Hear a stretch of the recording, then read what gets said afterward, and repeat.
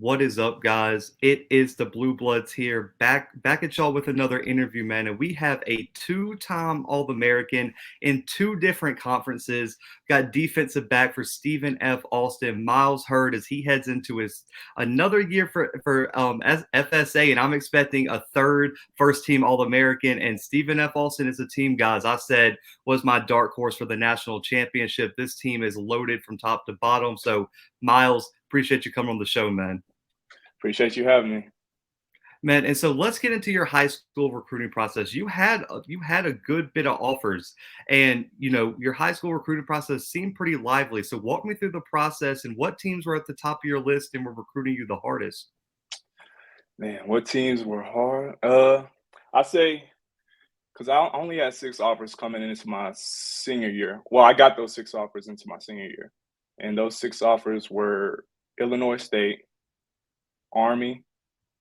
I can't think of them off the top. SFA, of course.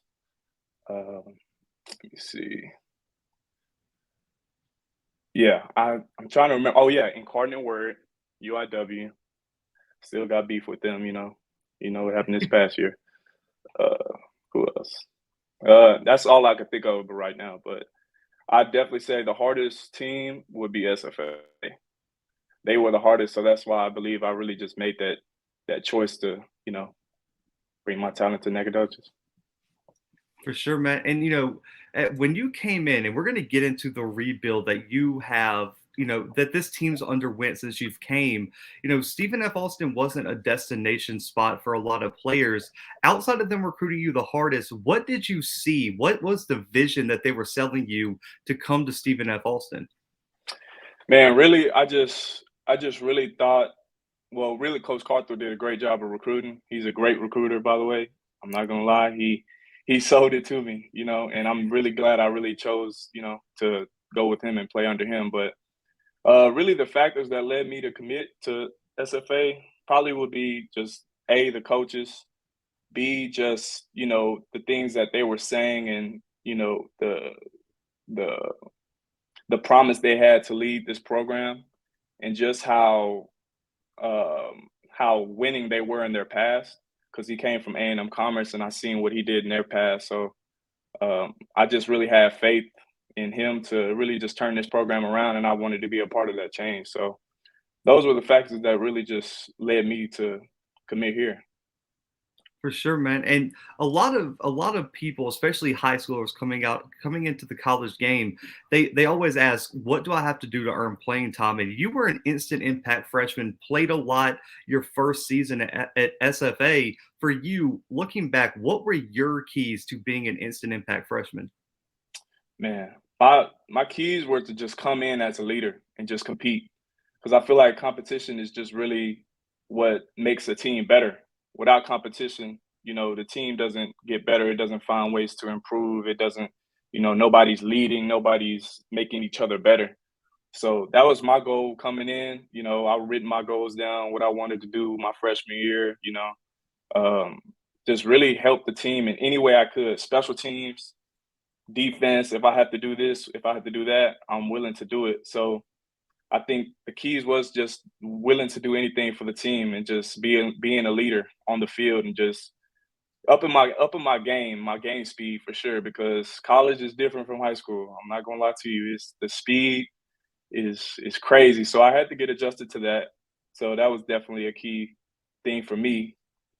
I think really I noticed that mid-season I was just like, hey, my body's wearing on me. My legs are sore. But I think it just really, really, really those were the keys to me being an instant impact.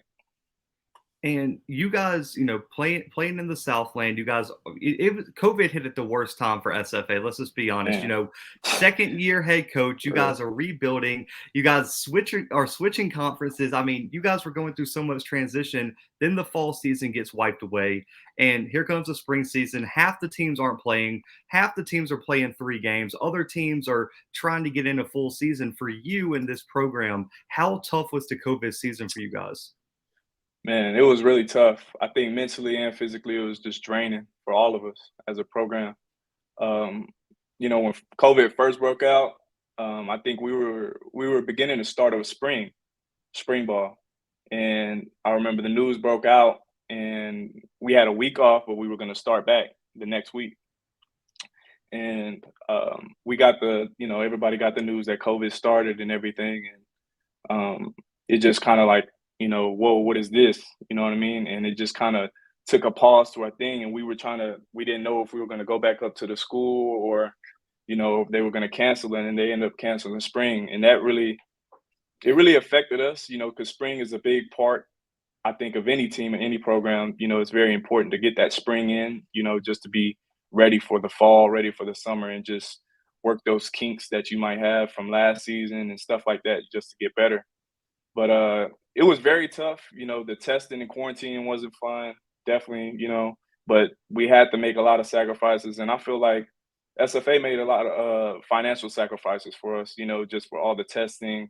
That's a lot of money to spend, just to really just take care of us. So I think, even though it was tough, we persevered. And I feel like, honestly, I felt like it really just helped the team in the season too. Just really helping us go through adversity and, on the field and off the field. It just brought us closer. Naturally, it brought us closer. We got along with the guys, quarantining. We had to quarantine with the team and just made bonds closer. And I think that really helped us in that season. I feel like we were very successful from where we previously were, when the first year of the coaching staff. So I feel like it was tough, but, our program bounced back and everybody did what they had to do to, succeed. So I think it ended up being a successful year, but it was very stressful though. I mean, I couldn't imagine, getting ready for a game and then getting that call on like Thursday night, like, yep, we're not playing. Oh, you did all that work for, Right. to sit on the couch and watch, someone else play. But this season, man, was one of the best seasons that SFA has had in a while. First playoff appearance since I believe 2014, and you guys really had a great season. I know it in the way we wanted. You guys probably the game of the year in the first round of the playoffs with Incarnate Word. What were your final takeaways on the 2021 season? Man, I feel like we had a successful season for sure, just because, where we've been. If you compare that, I feel like that's, it's definitely a step up. But, we came in as a team and we set a goal, just to make the championship. I think that's every team in the nation's goal is to make the championship, obviously. But it was definitely painful to lose the first round.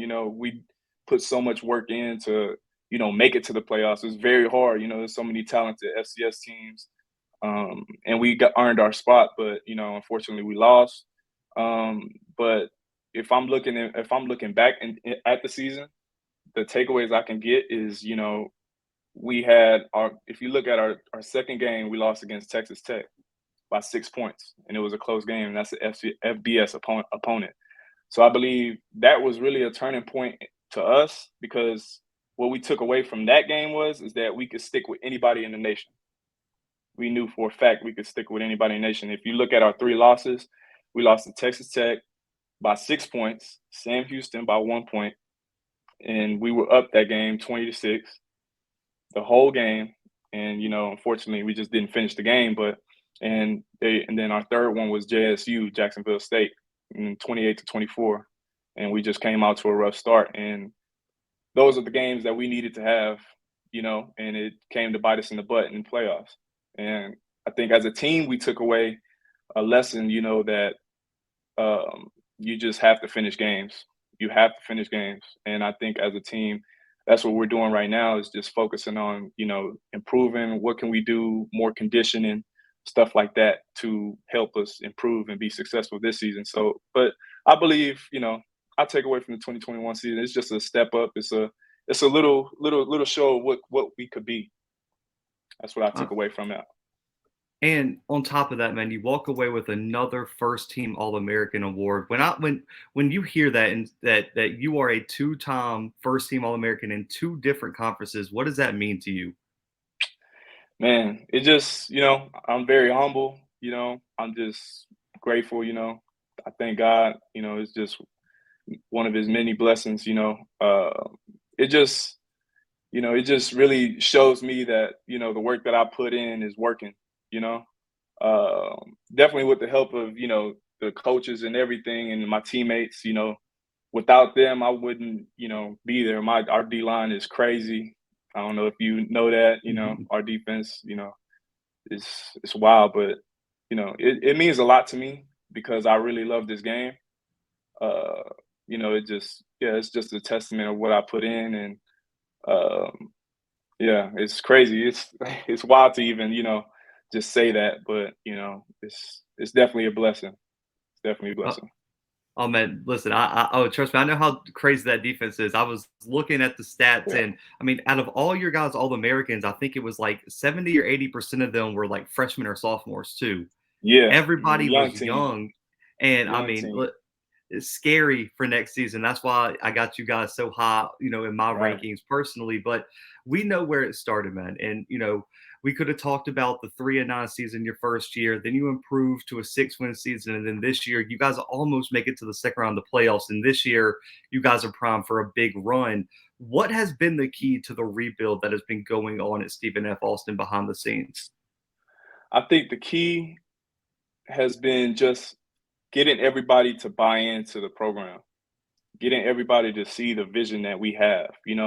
Everybody getting everybody to know what they have to do to help the team and not being selfish, working as a team, just knowing what we got to do to get that goal. And if you look at the top teams, North Dakota State, South Dakota State, everyone that always makes it, they all have one thing in common is that they are a team. They are a full team. That doesn't just mean on the field. It means in the classroom and stuff like that.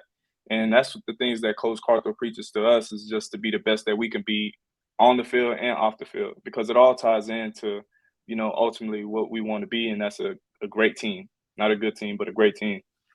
So definitely is just getting everybody bought into what we want and, setting goals for us and, doing what we have to do to ultimately win the most games that we can. And to us, that's every game.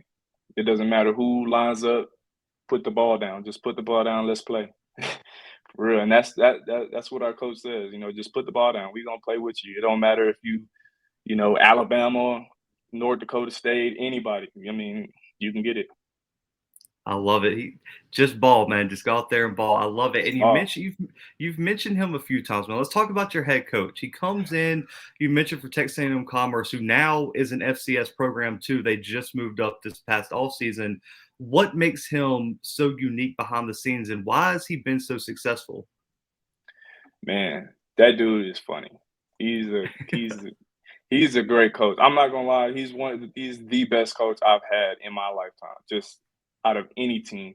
He's just he's very who he is. He's not, not trying to be nobody. He's very, he'll tell you how it is, but he will joke with you and he'll be, very genuine and and just very understanding. So what he is like behind the scenes, he's a jokester. That's what he is. He's a jokester. He will play around all the time, but when it's time to lock in, he'll get you fired up for sure. His pregame speeches, damn, like crazy, crazy. It really get you really locked in and just ready to run through a wall. So that's why I love him, man. And there's a reason why, in my opinion, I think he's going to be one of the biggest upcoming names in the coaching circles for FCS in the next few years. But we got the 2022 season, man. The expectations are high. I've mentioned myself. I know Hero Sports had you guys as one, I believe, in the top 5 odds to win the national title potentially. You guys have a lot riding on this year. What are the team goals and what are your personal goals for the 2022 season? Team goal never changes. I feel like our team goal is to win a national championship, and that's always been our goal, and it'll always be our goal, and won't never change. My goals personally is also to have another great season. Of course, All-American. I how my I see myself very highly, and I set expectations for myself because I feel like that's what people should do. You know what I mean? It just makes us better as people. But definitely my goals for the season is to All American, just continuing to bond with the team, being a leader, continue being a vocal and an action leader, uh, just helping the team grow and really just doing what I can to help us win. And that starts with, studying film, studying opponents more. You can always do that more, and I feel like I put that on myself to do this season. So it'll definitely be a great season. Those are the goals. Love it, man. And listen, okay, so I know you're a leader of the defense now, and I get you can tell me the first game is the most important. I get it. You got Jacksonville State; it's For coming. sure. But what game on the schedule are you looking forward to the most? Where you're just like that team, we got to get it with them. I think that's an easy question. It's definitely our rival, Sam Houston. That is that's always will be number one because that's such an important game, and that game got away from us this year. So I think that game is definitely the one I'm looking forward to. It's a physical game. It's rivals. We in Houston, my hometown. NRG, it's loud, it's really loud, so it's fun though. It's fun. It's fun playing those guys. I love getting their best shot because it just makes us better. So I think everybody on the team that would have the same answer. So because we I mad, I we love it. mad. Send them off to FBS with a loss to their biggest Oh yeah, rival. for I sure. love that energy, man. And let's take it back to freshman year one last time, man. And let's compare that freshman player to the guy I'm talking to now, the two-time All-American. How has your game evolved over these past few years? I definitely think experience helped me. Just being in the game and just knowing the speed of it and just making myself slow down. Because I think freshman year I was just, just so, fresh meat. I'm just out there trying to make plays and not, looking at certain keys and stuff like that. I think, just the most thing that involved me is just watching film. I think that's the most key factor that I've really developed ever since I've been here. Just like I said, just knowing the keys, knowing threats, knowing you know the quarterback's tendencies. If he opens up this way, that's he's throwing it to the boundary, or he's throwing it to the field, or who is this receiver? Is he their number one threat? Who's their second threat? You know, am I guarding a tight end or am I guarding a receiver? Stuff like that. Little stuff like that. I feel like that's evolved for me personally, just throughout, ever since freshman year. So that's definitely Hey, what it is. film's a big part, man. I know that's what separates a lot of college players from high school players is that film study gets so much more in depth and you got to watch it so much more often and just pay more attention. And then let's get to know you a bit more as a player, man. I love player comparisons. Which NFL player do you think you model your game after the most? I'm pretty sure people should know him by now, but he plays for the Tampa Bay Bucks. His name is Antoine Winfield. Hmm. You know who that is? Oh yeah, for Yeah, sure. yeah. Antoine Winfield. I just love the way he plays. He's I compare my game to him. I think we're very similar in a way. Not the tallest, but will hit you like crazy and plays very aggressive. Loves to tackle, and it's really nice seeing him play. He just flies all over the field. When he blitzes, he almost every time gets to the quarterback or messes up the plays, and he plays the ball great in the air. He's not the biggest, but he plays the fastest, and that's what I really like about his game. And I try to model my game after him. So that's definitely the player. He's a dog. Oh man, I loved him coming out of Minnesota, man. I remember, I'm an Auburn alum. They played Auburn in the Outback Bowl, and he just Oh went man. crazy. And I was like, my Oh lord. man. And like we did Yeah, like some NFL draft scouting things, and I was like, this is the guy. Like I thought he was one of the best defensive players come out of the draft that year. When he dropped to 32, I was like, oh man, Tampa got for a sure. complete steal. A gem.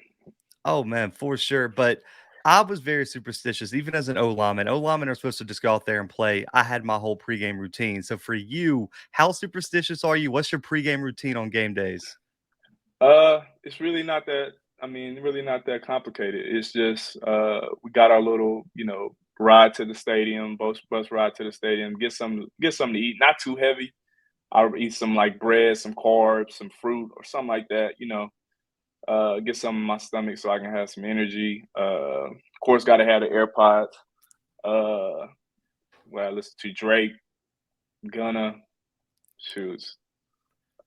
Who else? Shit, Lil Baby, anybody really, Tyler Creator, anything to get me in that mood, you know what I'm saying? But yeah, that's pretty much it. Just put the headphones in, just think about what I gotta do. Probably like an hour before the game, just get in a little ice tub, get in a little hot tub or something like that, just stretch, roll my legs out and just get ready. Just get relaxed. Man, love it. And then, of course, listen, I'm just gonna let you know, every wide receiver we've had on here has just ripped on DBs. They're like, DBs never stop talking. DBs are the worst trash talkers on the field. So, as a DB, man, I had to ask you, how big of a trash talker are you during the game?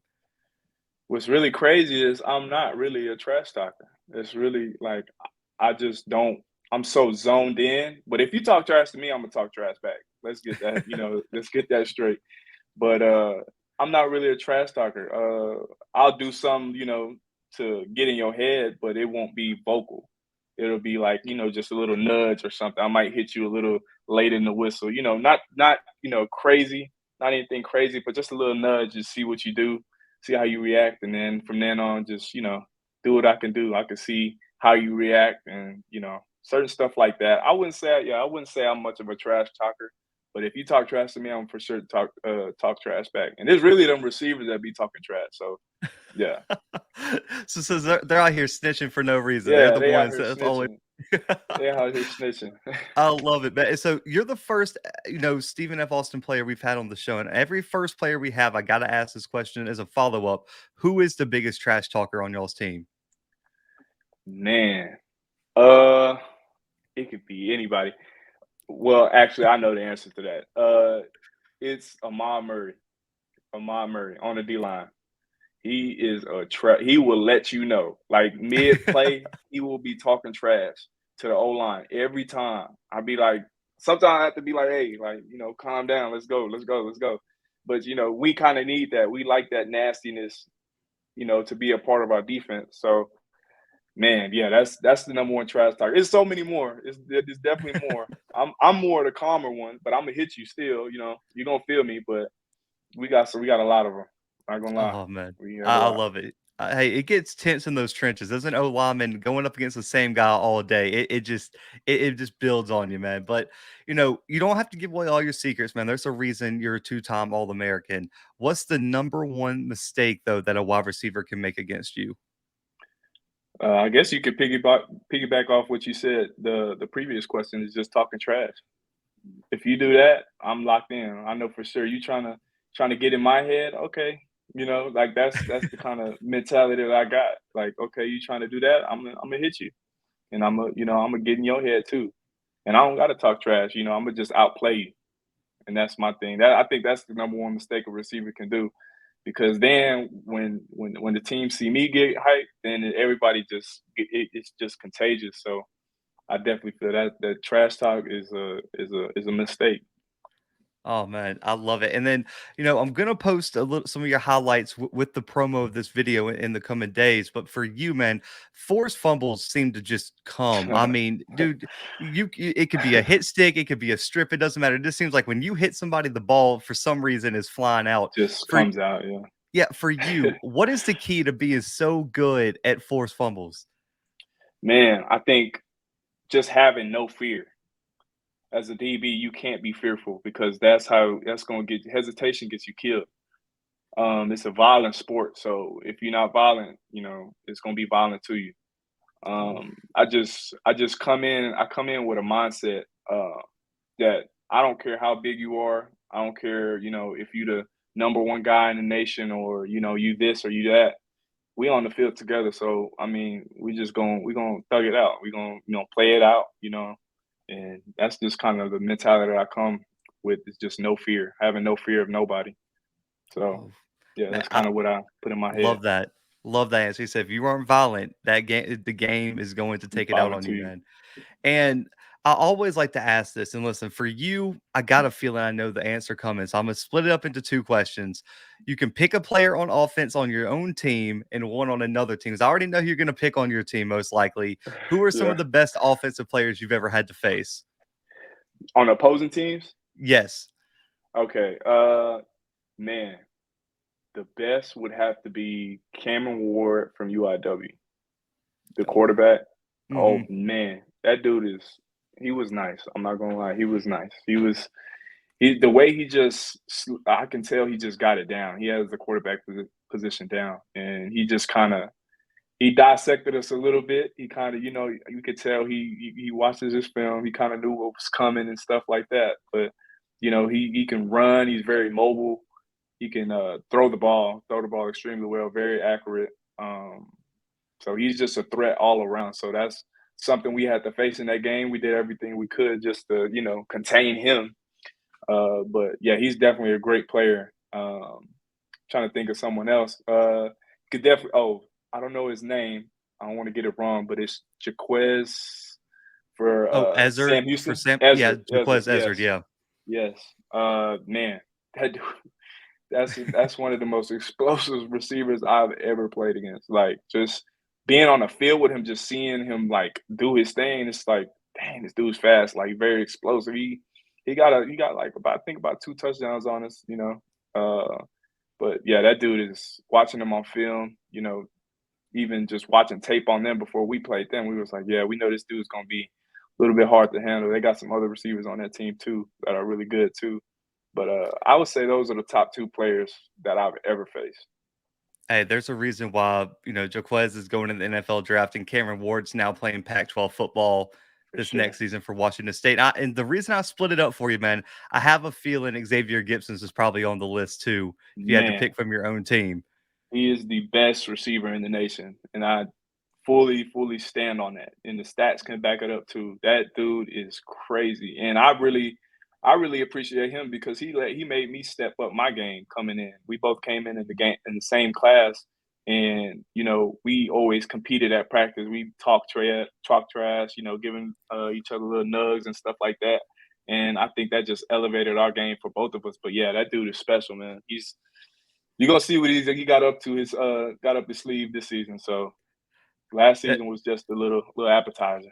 Hey, I'm just glad you said it. I got roasted for saying that. I said he was the best wide receiver in the nation. I was He like, is. if you turn on the film of Xavier Gibson, you'll realize what you're missing. That there's a reason why he has won every award that a wide receiver can win, and almost won a Walter Payton Award at a wide receiver spot where it's usually a quarterback award. So I'm Quarterback. glad Yeah. I'm glad that you kind of have my back on that one, man. But last question here, man. I know it's a little bit in the future, man. You got some years left here at Mhm. SFA, but I'm expecting you to get some NFL looks, man, just based on what you've done already and where you're going. So if an NFL franchise asks you what they're going to get in you if they draft you, however many Aprils from now it is, what do you tell them? Man, you're gonna get a natural born leader in me, for sure. You're gonna get a guy that comes in to work every day just to work, to make the team better, just improve everybody and up everybody's game. And not just my game and not being selfish. You're gonna get a guy that stays late every day after practice. You're gonna get a guy that is a film junkie. You're gonna get a guy that just contributes and makes the franchise look good. Just really represent the franchise well, and you're just gonna get an all around player. You're gonna get that nastiness on the field for sure. Uh, yeah, you're just gonna get an all around great player. I feel like I can put that on the table. Oh man, for sure. I'm excited to see what comes next for you, man. But thank you so much for coming on the show, man. I know spring practice is coming up for you guys soon, but man, this Right. last part, this is just for you, man. Plug social media. It's all about supporting the players here. Any shout outs, NIL deals, anything you want to say at all, man. This time is yours. Man, follow me on Instagram, Myles Heard _ Twitter, Myles _ Heard one. I'm pretty sure you'll get the tag on this Oh link. yeah. But man, that's pretty much it. Follow me. That's it.